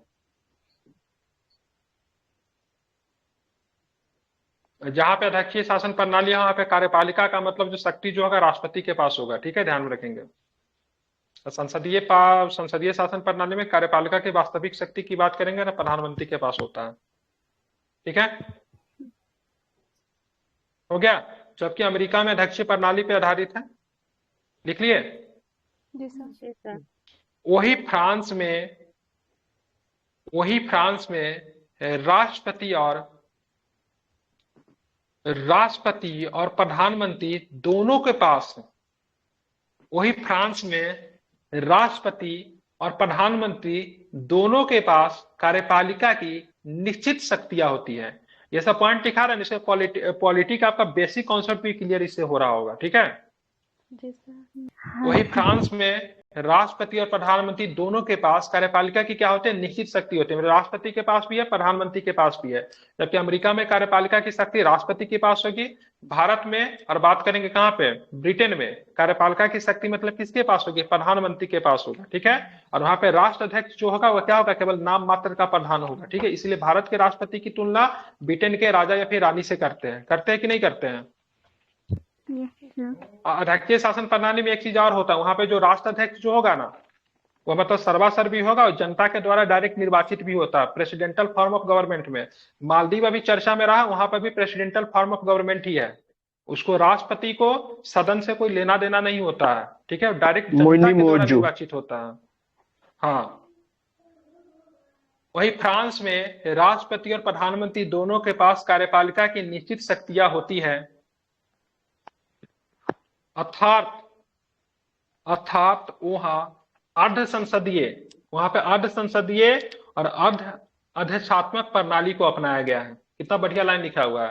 मतलब अर्ध संसदीय भी है, अधिशात्मक भी है। अब एग्जाम में पूछ देगा, बताओ फ्रांस में किस प्रकार की सरकार है? बताइए क्या करेंगे? तो संसदीय और अधिशात्मक दोनों रूप वहां पे आपको देखने को मिलता है, क्योंकि वहां पे राष्ट्रपति और प्रधानमंत्री के बीच में शक्तियों का मतलब क्या होता है? विभाजन होता है। कौन सी शक्ति? तो कार्यपालिका की शक्ति का विभाजन होता है। ठीक है, जबकि भारत में क्या है? शक्ति का तो बात करेंगे, कार्यपालिका का प्रधान तो एक तरह से देखेंगे राष्ट्रपति होता है, लेकिन मतलब उसका प्रयोग कौन करता है? वास्तविक शक्ति का प्रयोग कौन करता है? प्रधानमंत्री करते हैं। हो गया क्लियर? ये टॉपिक हो गया। दूसरा पॉइंट देके, दूसरा बुलेट पॉइंट देके तीसरा टॉपिक लिखिए।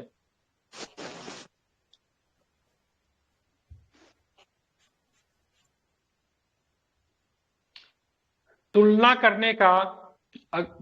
करने की दिशा में अगला आधार विधायिका है।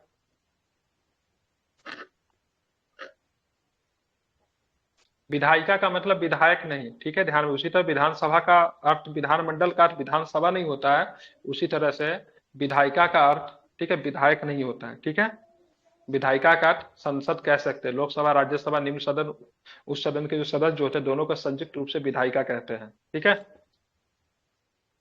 तुलना करने की दिशा में अगला आधार विधायिका है। भारत में उच्च सदन को राज्यसभा, निम्न सदन को लोकसभा कहते हैं।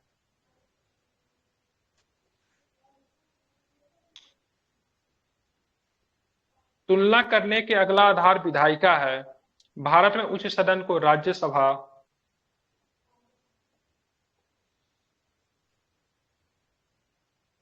एवं निम्न सदन को लोकसभा कहते हैं।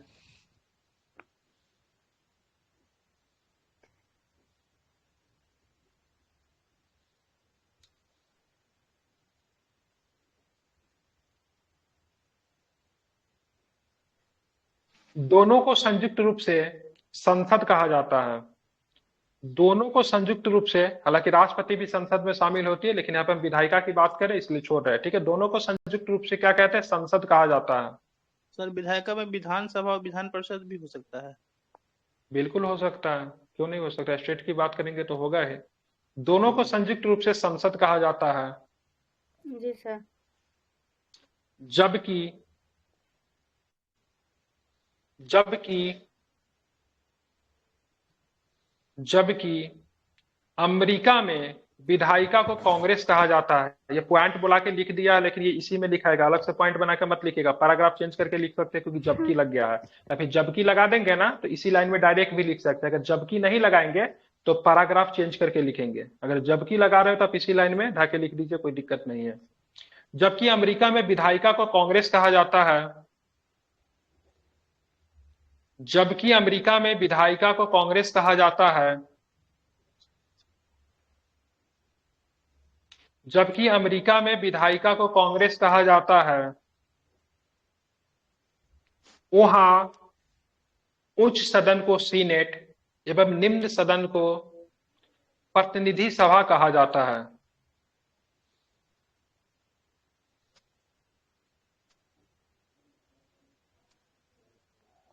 उच्च सदन को सर सीनेट। उच्च सदन को सीनेट एवं निम्न सदन को प्रतिनिधि सभा कहा जाता है।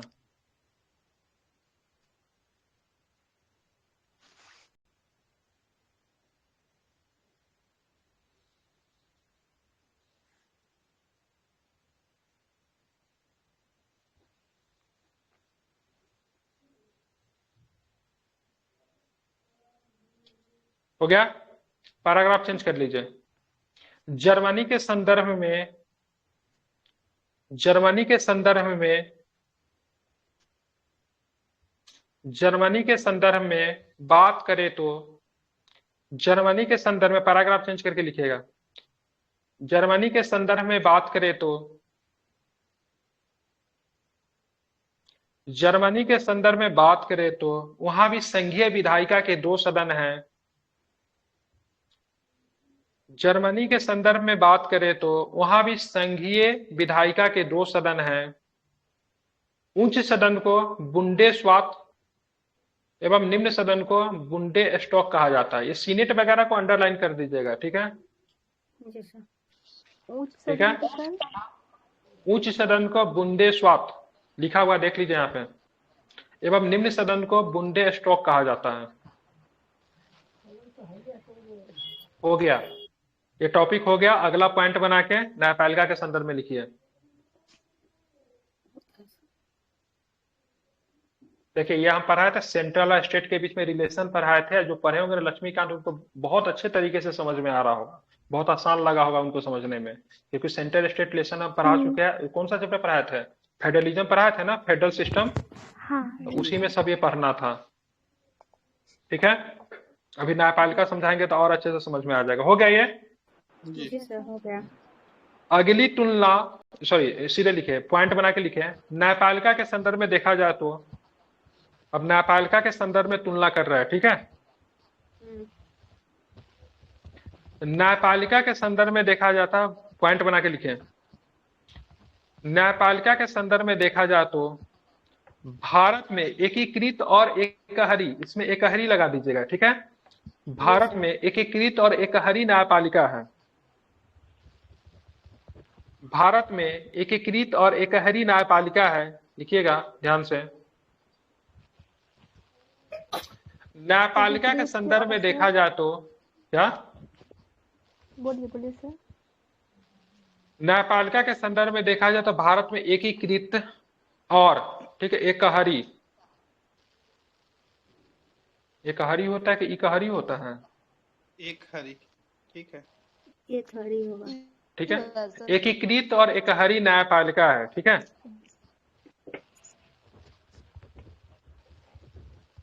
जबकि देखिए अमेरिका में देखिए हमारे यहाँ क्या है, केंद्र और राज्य का अलग अलग न्यायपालिका नहीं है, एक ही है। ठीक है, और वो भी एकीकृत है, एकहरी है।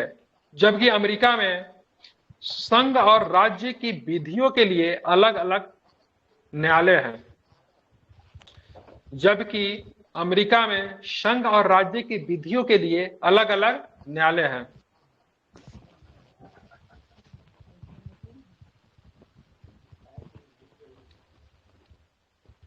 जबकि अमेरिका में संघ और राज्य की विधियों के लिए अलग अलग न्यायालय हैं।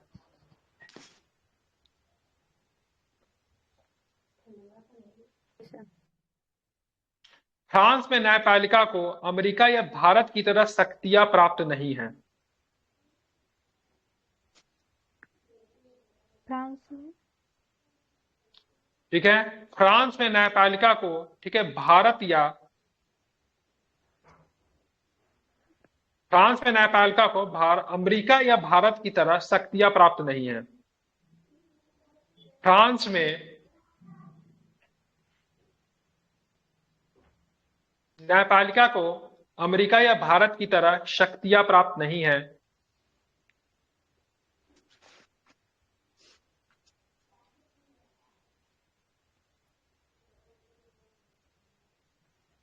जी सर। ब्रिटेन में न्यायपालिका ब्रिटेन में न्यायपालिका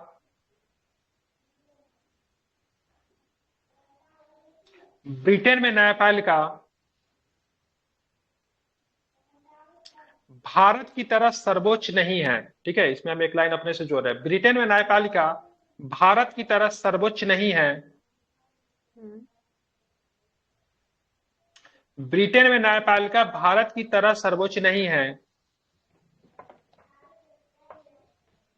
न्यायपालिका की तुलना में संसद की सर्वोच्चता है वहां। न्यायपालिका की तुलना में यहां संसद की सर्वोच्चता है। ठीक है, न्यायपालिका के तुलना में यहां संसद की सर्वोच्चता है।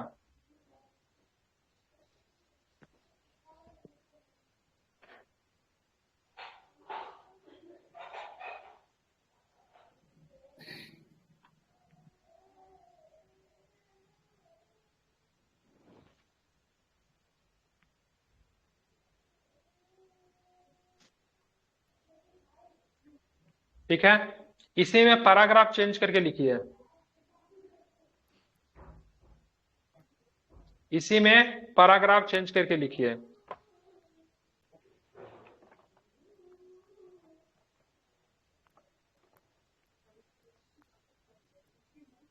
देखिए भारत और अमेरिका में भारत और अमेरिका में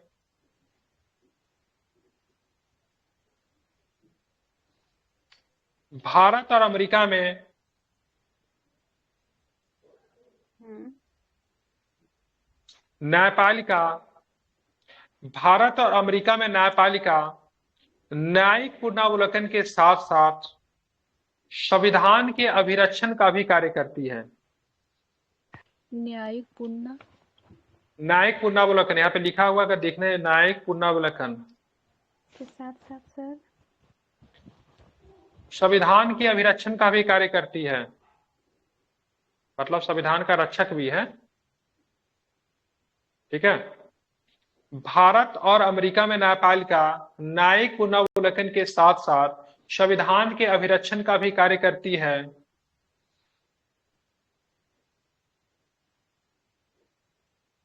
जी सर। अभिरक्षण मतलब रक्षा करना। जबकि ब्रिटेन में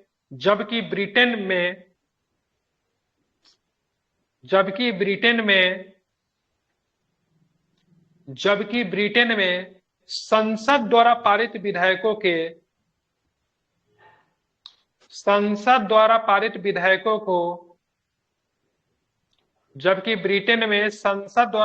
विधेयकों के पुनरावलोकन की शक्ति न्यायपालिका को नहीं है।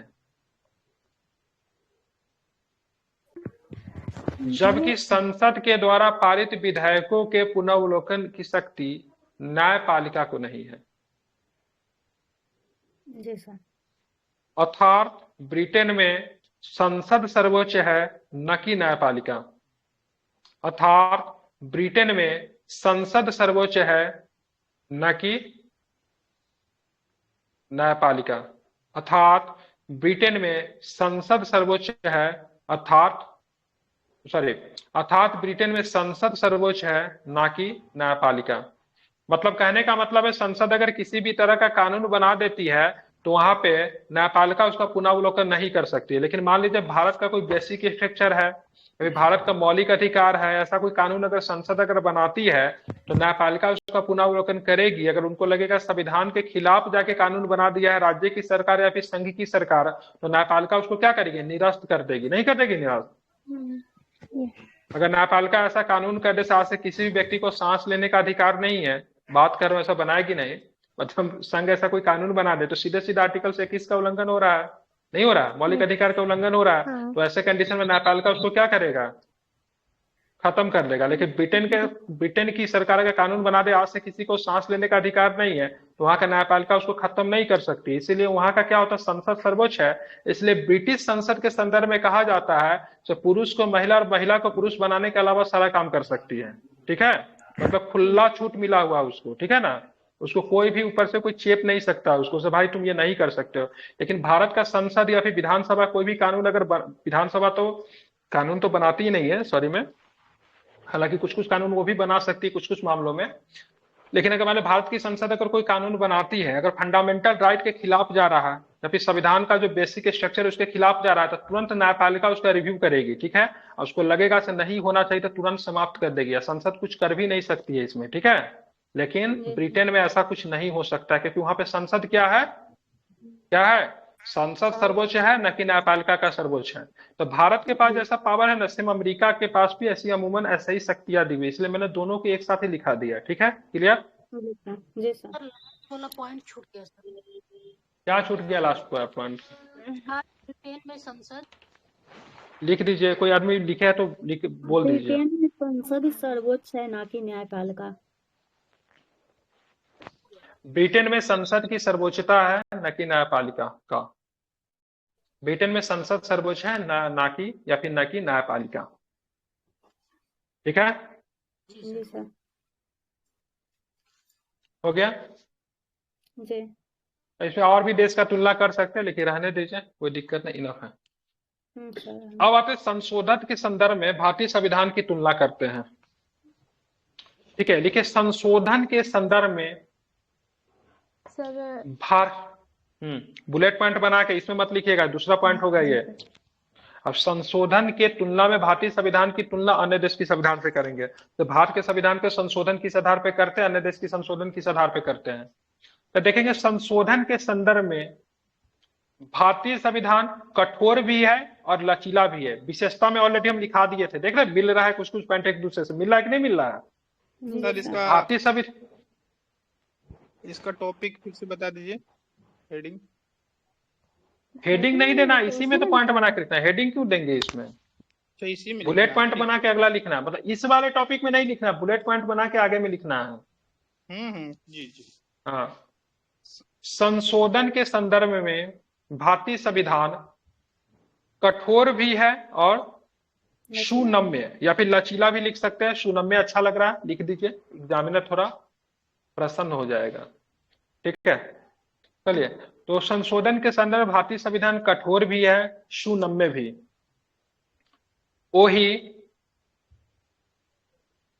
वही अमेरिका, फ्रांस एवं जर्मनी की संविधान, वही अमेरिका, फ्रांस एवं जर्मनी की संशोधन विधि अत्यधिक कठोर है।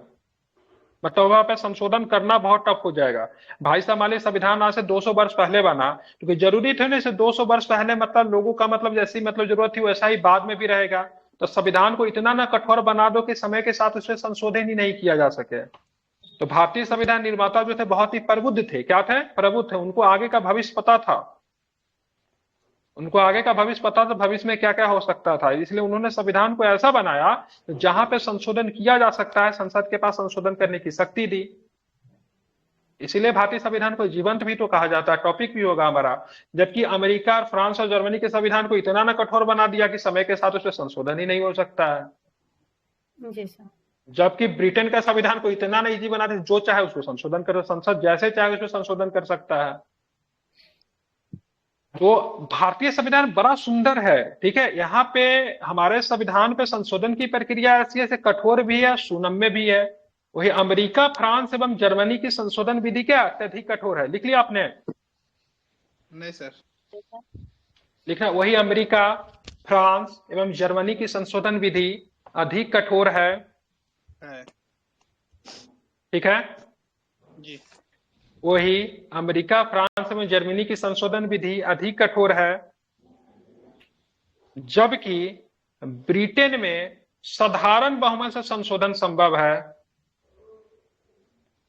अर्थात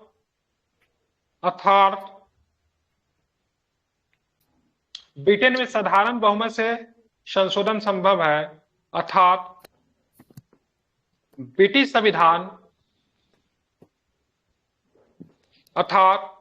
संविधान स्वरूप में बहुत अधिक सुनम्य है या फिर लचीला है। अर्थात ब्रिटिश संविधान स्वरूप में बहुत अधिक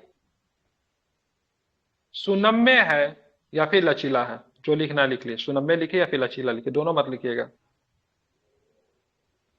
संविधान स्वरूप में बहुत अधिक सुनम्य,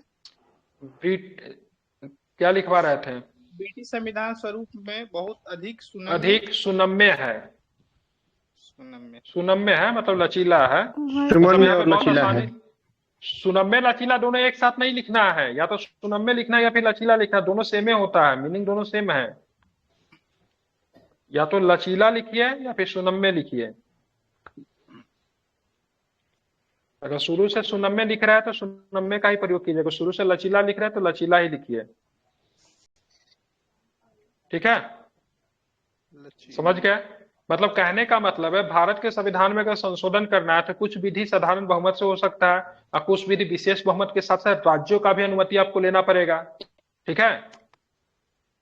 जैसे आप मतलब फेडरल सिस्टम में चेंज करना चाहेंगे तो उसके लिए राज्य की अनुमति भी लेनी पड़ेगी, आधा राज्य की अनुमति एटलीस्ट। जबकि अमेरिका और फ्रांस में और जर्मनी में संशोधन की विधि बहुत अधिक कठोर बना दिया, जबकि ब्रिटेन में साधारण बहुमत से संशोधन संभव है। नहीं, तो ब्रिटेन का संविधान बहुत अधिक लचीला हो गया, भारत का संविधान लचीला और कठोर का बीच का मिश्रण हो गया, और अमेरिका, फ्रांस और जर्मनी का संविधान क्या हो गया? बहुत अधिक कठोर हो गया। संशोधन करना टफ होगा, वो संविधान कठोर हो गया। क्लियर? आगे चले। चलिए आप थोड़ा आकार से तुलना कर लेते हैं, ठीक है। आकार से तुलना करेंगे तो देखेंगे अमेरिका का संविधान, भारत का संविधान और ब्रिटेन के संविधान से आकार का तुलना करते हैं, ठीक है। आप चलेंगे तुलना को आगे बढ़ाते हुए, यदि हम संविधान के आकार के संदर्भ में अध्ययन करें तो तुलना को, हाँ अगला पॉइंट बुलेट पॉइंट देके आगे लिखिए। तुलना को आगे बढ़ाते हुए यदि हम संविधान के आकार के संदर्भ में अध्ययन करें तो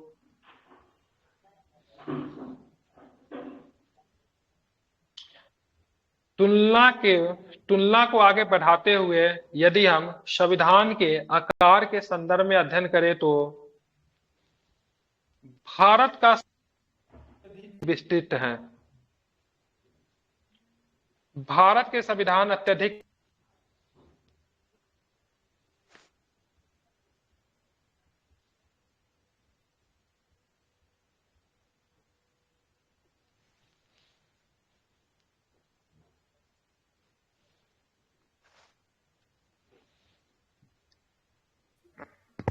आवाज तुलना को आगे बढ़ाते हुए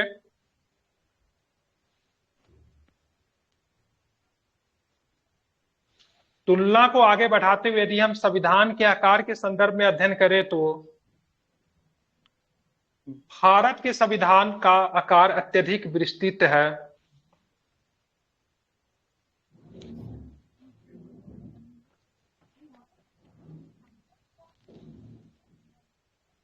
लिख लिए? जी सर। तुलना को आगे बढ़ाते हुए यदि हम संविधान के आकार के संदर्भ में अध्ययन करें तो भारत का संविधान का आकार अत्यधिक विस्तृत है। वही अमेरिका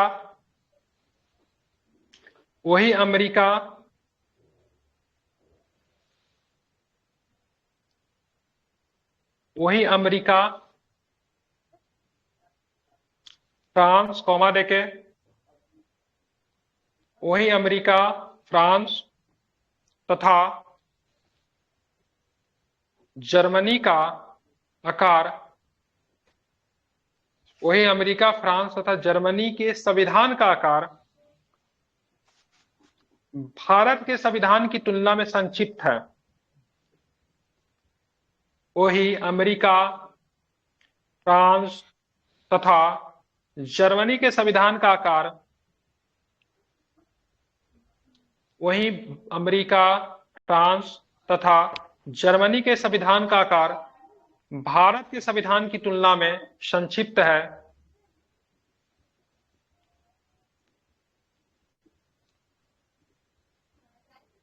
हो गया? जी सर। जैसे अमेरिका में कुल 7 अनुच्छेद है,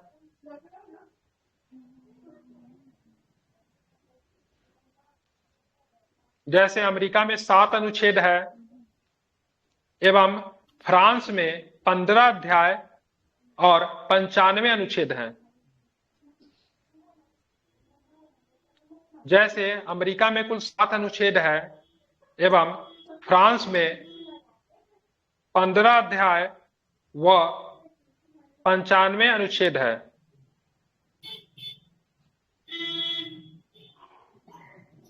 लिख लिए? जी सर। जबकि ब्रिटेन के संविधान अलिखित है, जबकि ब्रिटेन का संविधान अलिखित है। चलिए आप नीचे में 2 लाइन लिखिए। लिखित ना सर? अलिखित है। निष्कर्ष में लिखिए।